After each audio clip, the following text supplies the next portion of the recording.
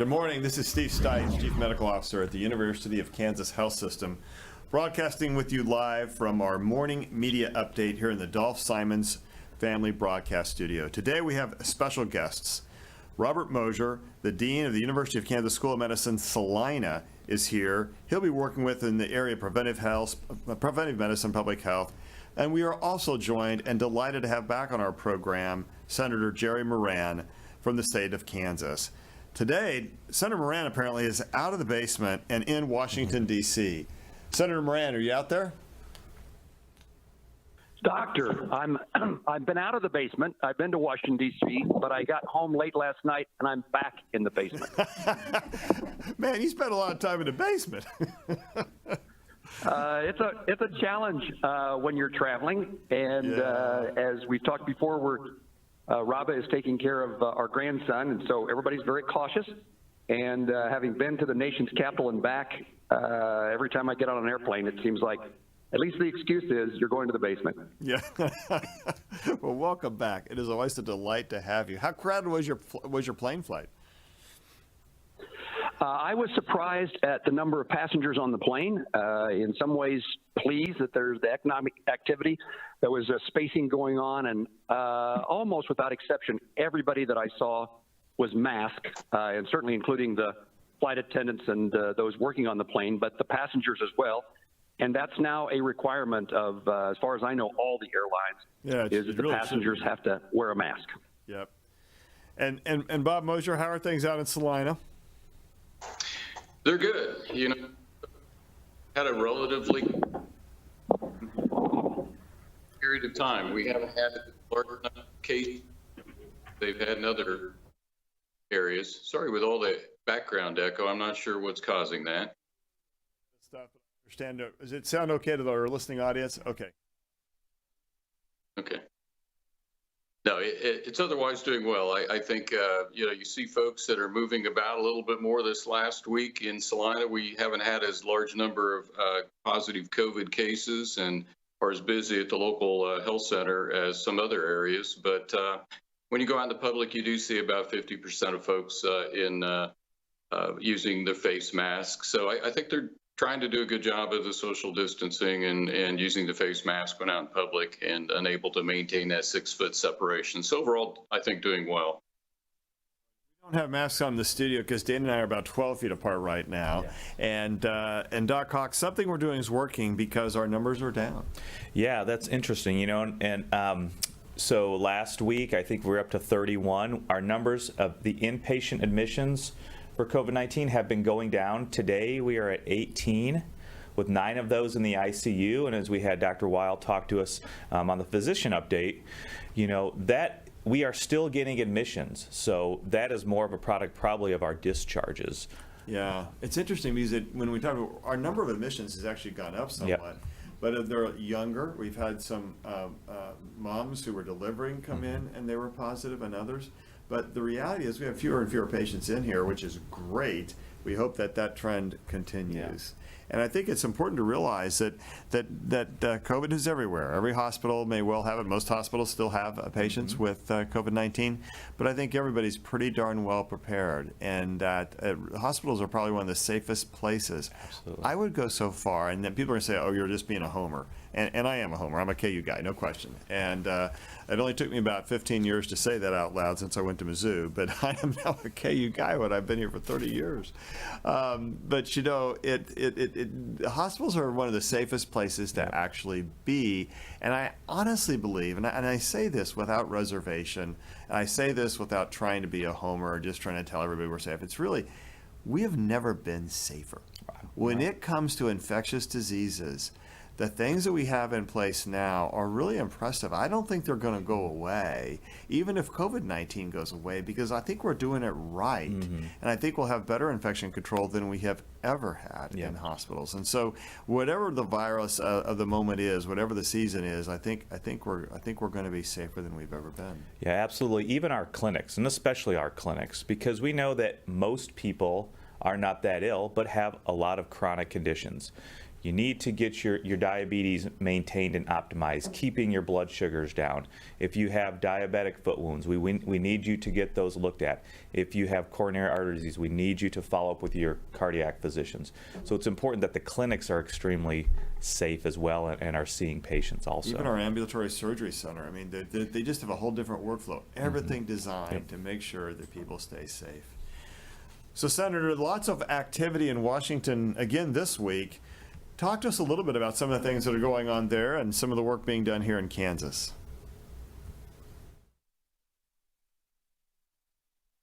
For the conversation about maybe the safest place to be is in a hospital, and people should be more comfortable in returning to more routine care and surgery and care that they've been postponing. I've been having conversations by technology with Kansas communities for a long time. As Dr. Mosier knows, I intend to do that later today with the community of Salina, gathering community and healthcare leaders, public health officials, and having a conversation about what's going on. And the reports, I've quoted you, Dr. Stites, in those conversations about what KU says about their healthcare, their infectious disease control, the safety of returning to the clinic and to the hospital. And I indicate that, of course, every community could be slightly different than that. But if all that is true, this is the place in which it would be best, perhaps easiest, to begin our economy rebounding and getting more people comfortable and returning. And the reports have been, I talked to an optometrist in a Kansas community in southeast Kansas, and optometry was back in business, and people were making appointments. Not only was the day full, but people were making appointments, for example, through the summer months, and clinics and hospitals reporting the same thing. This week in Washington, D.C., I had a conversation with Secretary Wilkie. Robert Wilkie is the Secretary of the Department of Veterans Affairs, perhaps the largest. It is the largest healthcare delivery system in the country.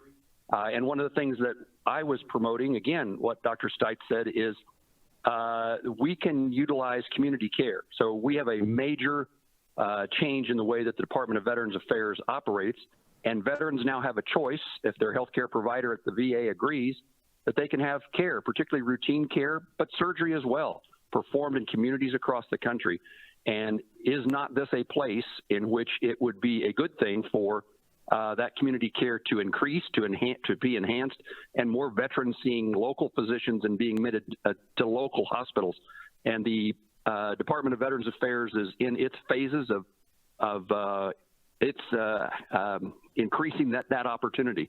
So again, a movement toward the ability for our healthcare professionals across Kansas and really around the country to do the job that they trained to do and are qualified to do and are now working in places that is very safe and secure.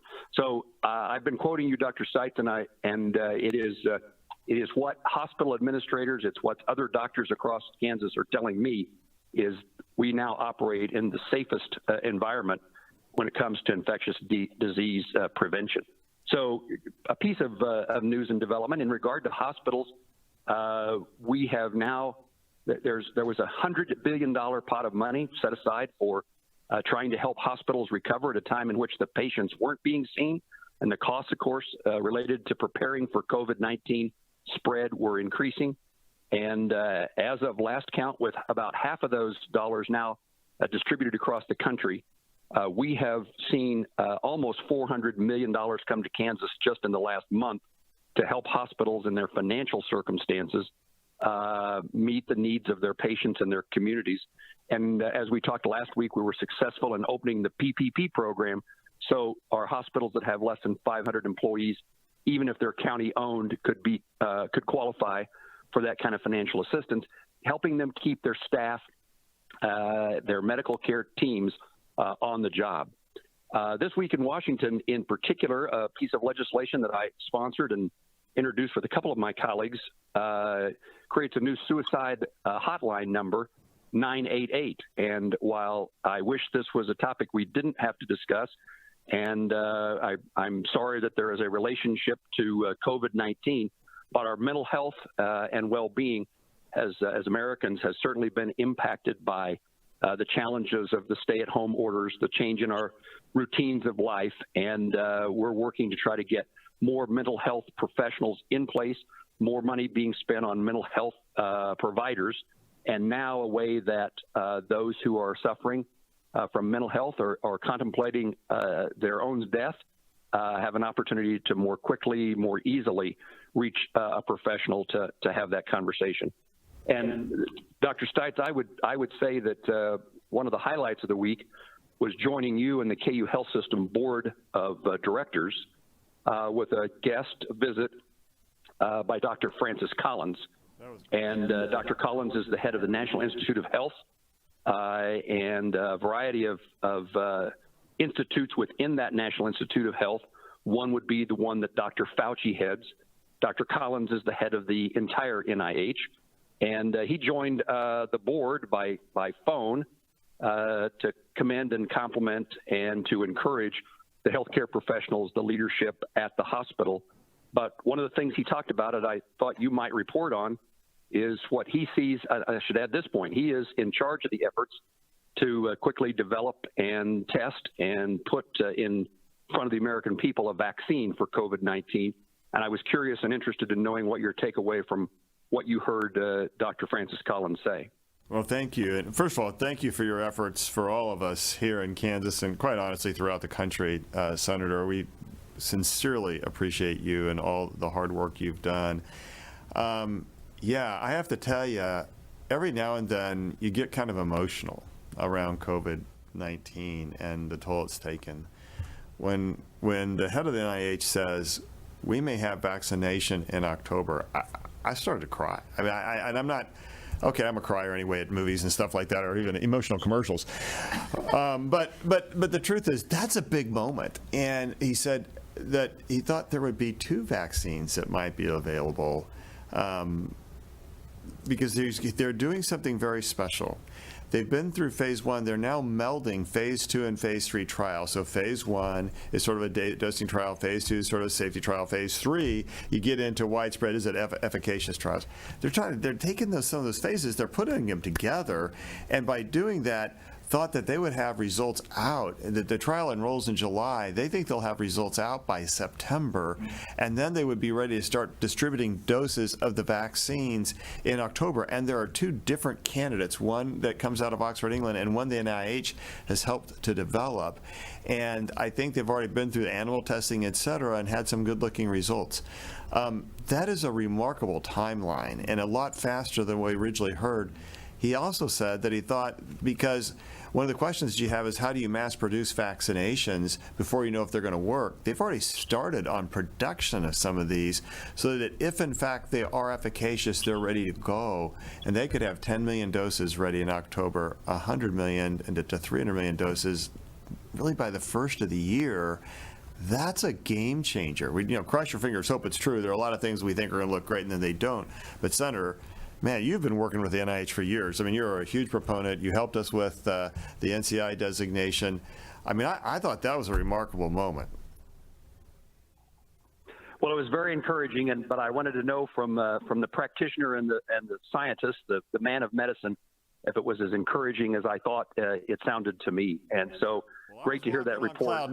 We are putting billions of dollars into that research and development and manufacturing of a COVID-19 vaccine. I failed to mention that one of the things I followed up on this week was a telephone call with a doctor that I met on this during this press conference, Jessica Calendar-Rich. Yes. And we had a good conversation about how we can be helpful and work together to try to deal with geriatric circumstances in the state generally, but particularly how the COVID-19 is having an impact on people with dementia-related diseases and the change in routine and the isolation that occurs.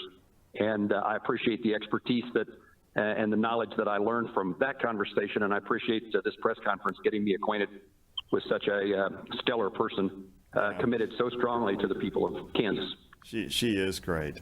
And Senator, one other thing, just to say thank you on the issue about mental health as well. Our suicide hotline calls are up over 8,000%. That's a big number, and not a number we like. And there, I think there are 2 points. One, the pandemic itself is hard, right? I mean, we're all stressed by it. It's hard. You lose sleep. You have COVID dreams. Those are not fun. You wake up between 1 and 3 in the morning, as I do every day, trying to think, okay, what can we do different? How do we work this better? And start trying to make sense out of your email then. But then the second thing is just to say that one of the symptoms of having COVID-19 can be when people don't behave right. And if you see changes in behavior, that can be a symptom, Dana, of COVID-19. Absolutely. I mean, yes, we know that it affects different organs. The brain is one of them. Mood changes are very important. We know, and we've said that since day one. It's important to monitor not only that, but the actual situations that people are living day to day also contribute to that. All contributes. That is also great news, Senator. Thank you for that. And Bob, any specifics? I mean, you've heard a lot of good conversation now. Money coming out into central and western Kansas. You were the former secretary of KDHE. I mean, you've been in this world for a very long time. Thoughts about how things are moving? You know, they are moving amazingly well, considering. When I was at KDH&E, I guess I was fortunate. All I had to worry about was Ebola.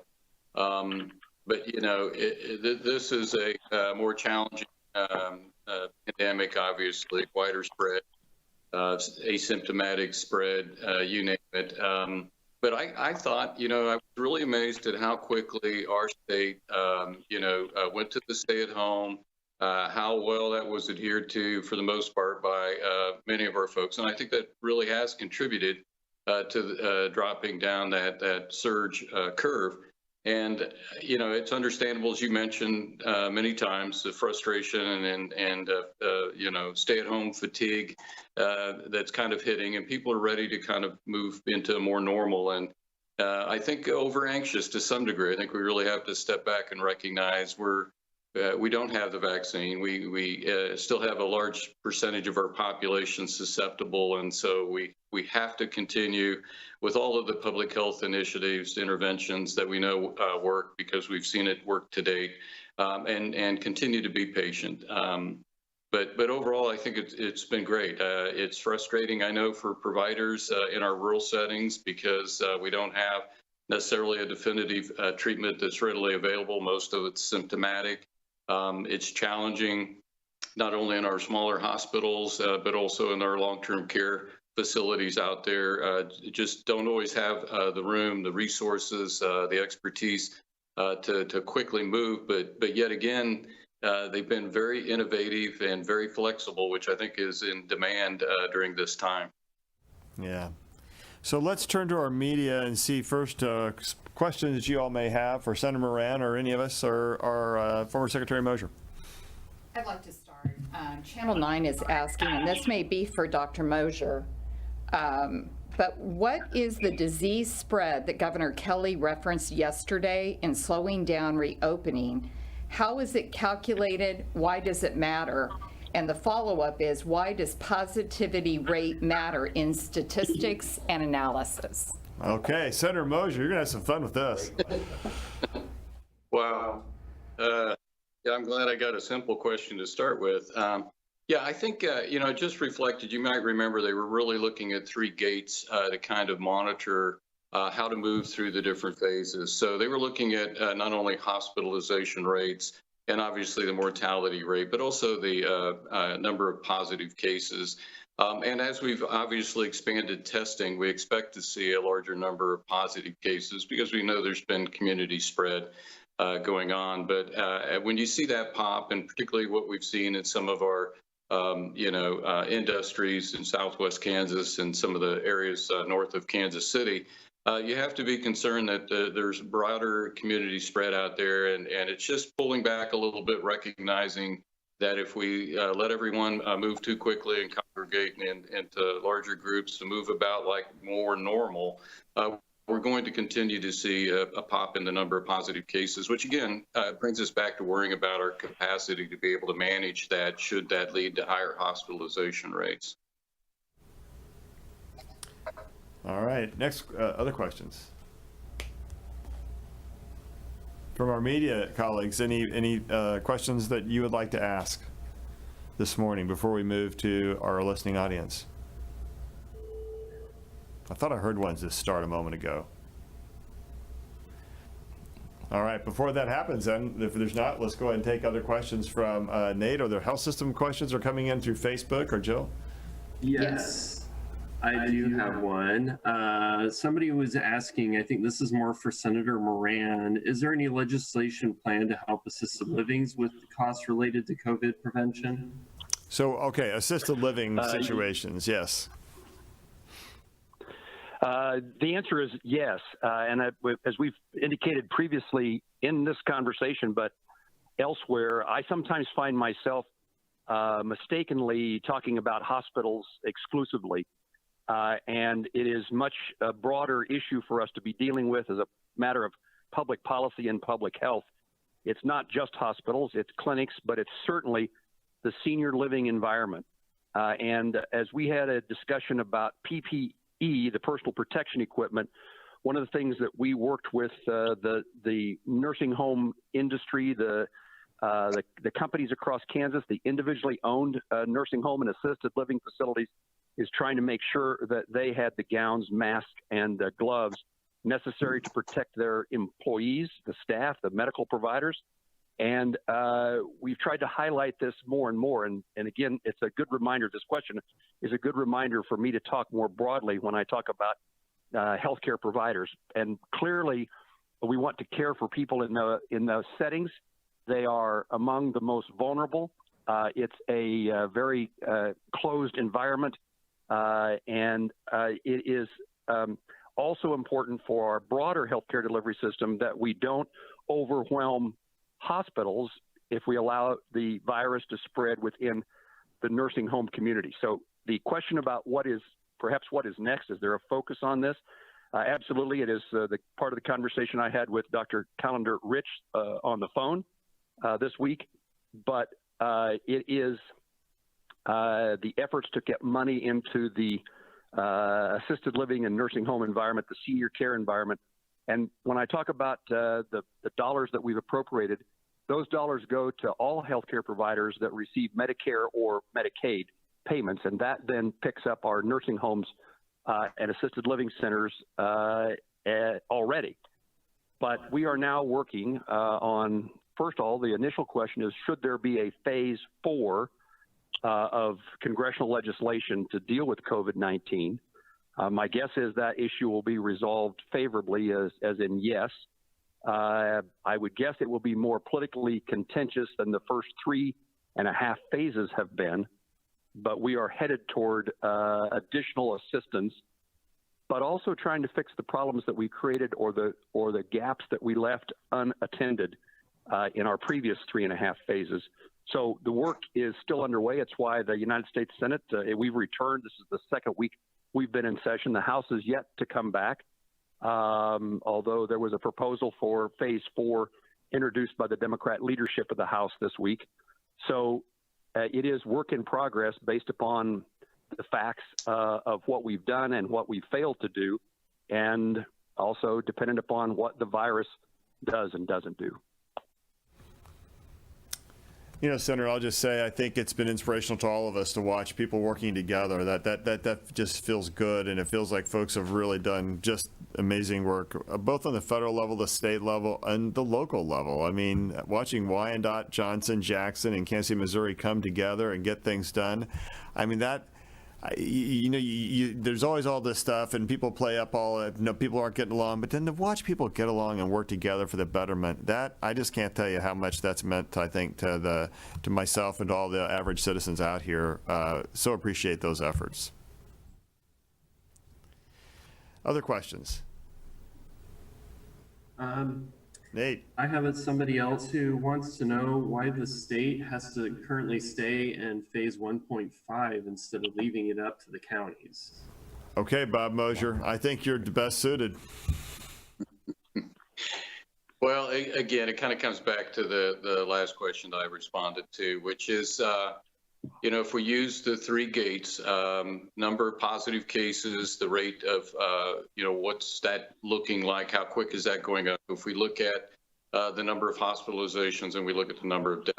So if all of those are going down, I think we can be a little more comfortable in kind of resuming a little bit more of our normal activities and interactions. But the fact that we are seeing definitely a rise in the number of positive cases overall, and we know there's community spread. There is concern that while the numbers, as Dr. Dykes, city, metro, the hospitalization rates and such are continuing down, we're still early in this. You may remember the incubation period can be anywhere from up to 14 days. So we're really finishing up our first week of this opening away from the stay-at-home. So it's always a little early. We're always looking backwards, as Secretary Norman talks about, and he's absolutely right. We have to kind of wait for the numbers to catch up to really identify what's the impact of any of these changes in our phasing. And so I think they've just seen some pop in the numbers enough that it worries them that if they don't slow down just a little bit, that we may be back concerned again about what's the surge impact going to be on our local hospitals. And with any surge in our hospitalizations, of course, that means a possible increase in the mortality rate. And we'd obviously like to keep that as low as we can. And I think it's important to note that because Kansas sheltered early and did a great job, the curve was really bent, Dana. And as a result, by doing that, we kind of got this sense that, okay, we got in front of this, but COVID or SARS-CoV-2 isn't gone. It's still out in the public. And the risk is as we open things back up, especially places where there's group gatherings. That's really the key. It's not just that one individual goes out, although that can be a risk. It's really about those group gatherings, youth soccer leagues, youth baseball leagues, youth football, gymnastics. You just go down the list, you think, oh, okay, I got to watch it. Schools opening back up. I know the universities are trying to determine what they should do. And then even look at things like churches and other places where even older populations may be who are even more susceptible. And if kids get sick, where do they go? They go back home. But they may not even have symptoms, and yet they can give it to the parents or to their grandparents. And that's where the chain begins to worsen again. Yes. And that's why it's so important to look at the number of positive tests. If those start to rise, the alarm bells start to go off. They go, okay, are we just finding more because we're testing more? Are we finding more because SARS-CoV-2 is beginning to achieve liftoff again, which could mean bad news? So thoughts about my long diatribe there. Yeah, absolutely. And hopefully, if those numbers are going up, one of the things is that we are testing more. We have the media, we have the nasal swabs, we have the capacity to do the testing, especially in the contact tracing as we move forward, and that's going to be a very important part. So hopefully we've flattened the curve enough, we've got our supply chain so that if there is a surge, our providers and our patients have the proper PPE to protect further infection, but also we have the testing supplies and the supply chain to do that so that we can do the adequate contact tracing and get those things done. So that's all very important for sure. And I think that adequacy, just to come back to our earlier point, but it is safe to go get care. If you think about that, our normal census here is around 700 and 750. We have 18 patients today with COVID in it. So that's like 2 or 3% of our population. Those folks are cohorted. We keep them safe, and we keep everybody else safe. And in fact, your clinic experience is going to be much different than you've ever had before. Even as an inpatient, your experience will be much different than you've ever been before because of the amount of PPE we're devoting to each and every patient just to make sure that people do stay safe. And I expect out in Salina, you guys are doing the same thing, Bob Mosier. Yeah, absolutely. While their numbers have been low, and speaking with Dr. Rob Freelove, the CMO there at Salina Regional, they still worry a little bit about the PPE supply. We're anxious, obviously, School of Medicine, to look at when we can start reintroducing our students back into clinical settings. But I agree completely with you. I think we're reaching a point where keeping them out of clinical settings and in the community, they may be at higher risk of being exposed to COVID than actually being in the clinical settings, taking care of patients and learning. But we're going to wait until we're pretty comfortable that we've got an adequate PPE supply. We won't be putting students and our patients or the health system at risk. The question about what are students doing will be covered on Monday when Executive Vice Chancellor Rob Samari and Mike Kennedy, Associate Dean of Rural Health, will join us. So that wasn't a planned comment, but thank you, because it gives me the perfect segue to go into that. But Rob Samari is a good friend and does a great job as our Executive Vice Chancellor. And we'll talk about the changing face of medical education, because this disease has changed it, and how has telehealth and how has telelearning affected that, as well as what are those 50 students that that Mike Kennedy was here talking about before. What are those 50 students doing out in the state of Kansas trying to help ease the burden of COVID disease? Other questions out there? There is one. Please. A community person is writing and asking, I've been invited to a party this weekend at a neighbor's house. Is there any safe way for me to attend? And should I tell my coworkers when I return to work? Oh boy. Party at a neighbor's house. Dr. Hawkeye, what do you think? Well, my initial thought would be No. if you can maintain and be outside. No, but yes. No, I think the ultimate answer is probably no, but is that party outside? Is it just going to be, I don't know, 4 or 5, 6 other adults who are outdoors And staying and social separated by distanced? 6, or I would say even 6 to 10 feet? Yeah. And that can be done With easily, masks on. much more easily by adults than children, obviously. I think the ultimate answer is right now, it's probably no. But again, there are things you can do to mitigate those risks, and we've talked about all of those things. You really can't control other people. You can't control who's in their household. Are they sick? Are they pre-symptomatic? Wear masks, do hand hygiene, don't share drinks. I think the ultimate answer right now, the optimal medical answer would probably be no. Yeah, I think it's just hard. Senator Moran, tell us about some of the things you've had to do in Congress to help stay safe. Thank you, Doctor. It is an odd place. It's always an odd place, Washington, D.C., but again, the House is not in session. There's 435 members there. There's only 100 senators. Our votes have been extended. We now never take more than one vote in a series.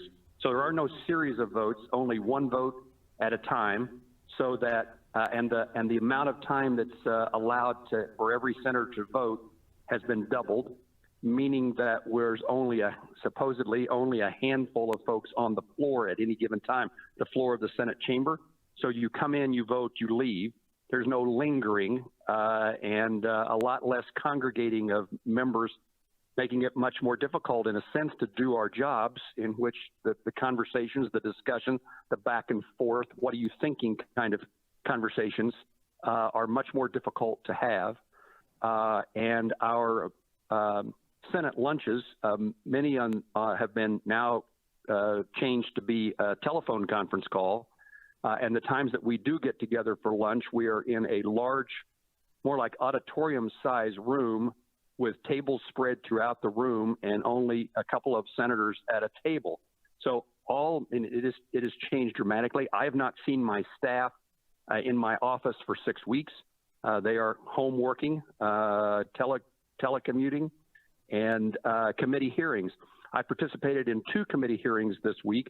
One in the Banking Committee, in which we had the Federal Reserve, as well as the Office of Comptroller of Currency, the FDIC, banking regulators, and fiscal and financial policy experts, all done by the witnesses, generally done remotely, and done by me from my office, where I'm the only person in the office, and using technology to listen to the hearing and to ask the questions. The second hearing I would highlight for purposes of this conference, it was the Commerce Committee having a hearing with telecommunication providers, internet providers, on the state of what we have learned from COVID-19 and our experience with technology in trying to meet the country's needs. And I've been, for as long as I've been in, perhaps it's the rural person in me, but for as long as I've been a member of Congress, been advocating for policies and resources to help spread the availability of broadband, especially in rural places, but also in the inner core of cities. And COVID-19 highlights, while I know we've made progress, it certainly highlights the gaps that still remain. And the ability to do the things that you just were talking about with telehealth is determined by a couple of things. One is the broadband interconnectivity actually in existence? Is it a high enough quality that it works? And secondly, do we have citizens who have the financial and technical capabilities to utilize the devices to connect? And so a takeaway from COVID-19 and healthcare and education circumstances in Kansas and across the country, a takeaway for me is redoubling our efforts to try to make certain that telecommunications, internet connectivity, and access is increased quickly. And it does do, in your world of distancing, it's a way that we distance. Yeah, I think that it makes such a difference, too, because when we try and provide telehealth out to western Kansas now, that limitation becomes apparent. And so all the work that's being done there is just terrific. And I think one of the things that feels like, and Senator, please feel free to comment on this, is that there's been a little bit more of a look on infrastructure again to help with making sure that people who live in either rural areas or very urbanized areas that perhaps don't have the same level of connectivity, that there's a lot of work on infrastructure being done in this environment. That is absolutely the case. I mean, the Department of Veterans Affairs, for example, we gave them specific authority to enter into agreements with telecom companies, with internet providers, to increase their capabilities of dealing with veterans who live far away from a VA hospital, but also perhaps far away from their community provider. And again, those services need to be much better utilized. And in order to do that, we have to improve the availability. And that, the private sector, it's a challenge for them because there's little or no money to be made by providing internet services in places that are very remote and the population is not dense. You make money in volume, and many places in Kansas, and particularly the part that Dr. Mosier and I come from, are very sparsely populated, and therefore there's not the incentive for the private sector to fill that need. And government has played a role in that regard for a long time, but we haven't been as successful as we needed to be. And the FCC, the Federal Communications Commission, and the Department of Agriculture, through its Rural Utility Services, have grant programs, and we all pay for this in part through something called Universal Service Fund, which we pay on our telephone bill, designed to initially bring services across the country. Yeah, such good stuff. Any questions from this morning? Nate, Jill, anybody? Nate's got a lot. Nate? Sorry, it took me a minute to find my mute button. So I did have a couple. One person, well, I have several, but let me see if I can get you a couple you can answer. I have one person who said that she tested positive for the flu in January, but she believes all her symptoms were that of COVID-19. So ultimately her question is it possible for COVID-19 to give a false influenza positive? And then another person was asking how long can the droplets remain in the air, because they read that they could be in the air for up to 14, 15 minutes. Okay, Dana, can you get cross-reactivity between the flu and COVID-19? I've not heard that. I don't think there's any evidence. They are two very distinct viruses. We know we've talked about cross-reactivity of antibody tests to SARS-CoV-2 and other common coronaviruses. I am not aware of any cross-reactivity of the influenza tests with SARS-CoV-2. It is the DNA or RNA or pieces of the virus that's pretty specific. So unless you're not doing a good job on the test, there really isn't a lot of cross-reactivity. Those are so specific. Yep. And by the way, influenza will make you feel terrible. And just to say, COVID-19 and influenza, the symptoms are not dissimilar at all. In fact, they're pretty darn similar. So if you tested positive for the influenza and you think, well, I have symptoms of COVID-19, the reality is you had symptoms of influenza, you tested positive for influenza, you probably had influenza. Yeah. And, at that point in time, we were saying, well, there's only probably a 2% co-infection rate, so that's a pretty small rate. Now, as we move further and we get into influenza season, with our experience here in the United States, we may actually see higher rates of co-infection with those viruses in other common cough and cold viruses. And the thing about vaccination, and again, I want to return to the Senator's comments about the things we heard from Dr. Collins, from the head of NIH. That is a pretty big deal that we could even get vaccination in this late fall, early winter season, because that would be concurrent with influenza. That's a really important thing. And remembering that how vaccination works, normally what happens is you get a piece of the killed virus, and so your body begins to get immunized against that, and so then as a result, when you see the virus again, you're ready to fight it. So it works pretty darn well. Nate or anyone else? Senator Rand's going to have to pop off. So are other questions for the senator? I was looking, I haven't seen, there was one person who was asking if there are any tips on how to receive their stimulus check. I guess they have a son who lives in Kansas who hasn't received it yet, but I don't know. know, the Senator, status any of advice that. around that? Yeah, I mean, that is a common, we actually hear more about unemployment insurance benefits, which is a state issue, but we get a sufficient number of calls from individuals waiting for their stimulus check. This is the check that every individual who has an income under the $75,000 is to receive. The issue has been that if you filed a tax return in in 18 or 19, you're in the system. If you didn't, then it's a slower process. And so we've had those who have not filed those tax returns. These are people who often, I mean, it's not people who are legally not filing a tax return. It's people who might be on disability or their income is veterans benefits. And there is a portal. In fact, you had to sign up by this week in providing information.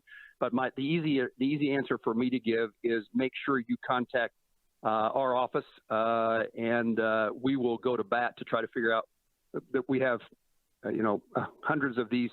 I don't know what the number is. We have many of these instances in which we're trying to help a constituent get what they are entitled to.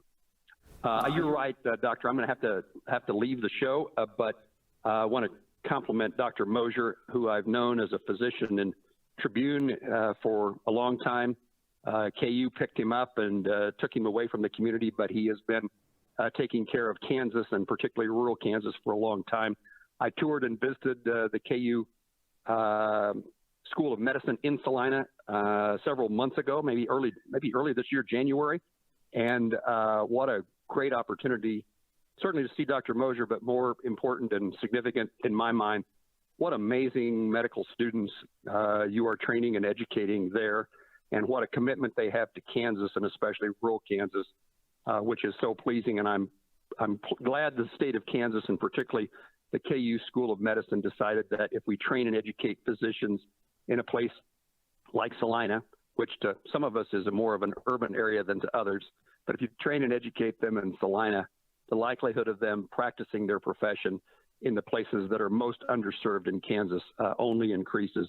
And I love the commitment I heard from the students. I think in this case they were all female, all grew up in Kansas, and all had a passion to continue to serve their state.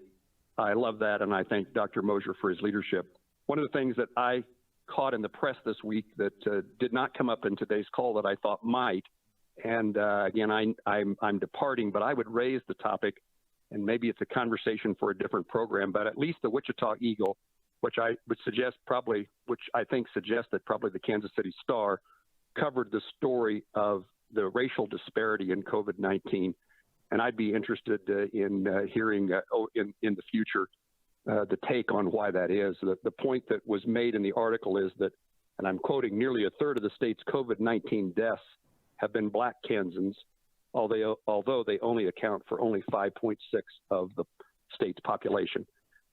So I leave you with a major personal and policy issue and a request for us to figure out how we care for all Kansans that face the challenges of COVID-19. Well, Senator, I think we just came up with a topic potentially for next Friday to explore. And it's one we've had a couple of the opportunity to talk to a little bit, but I think if we look at it more from a policy perspective and some of the underlying reasons, we were just simply kind of reporting on the event. But I think that you've just challenged us, and we'll rise to that challenge. And fortunately, we have a couple of people on our campus here who are really spending a lot of time on this issue and working on it. So thank you again, Senator, for being part of our program. We look forward to having you back, and good luck in the basement. Say hi to Raba, and thanks again for all you do for us and for the state of Kansas. So appreciated. We lost Bob Mosier a little bit ago. I think all three doctors, thank you. You bet. We lost Bob Mosier a little bit ago, I think, because he got the hardest questions. I think he was probably thinking, I'm done. No more hard questions for me.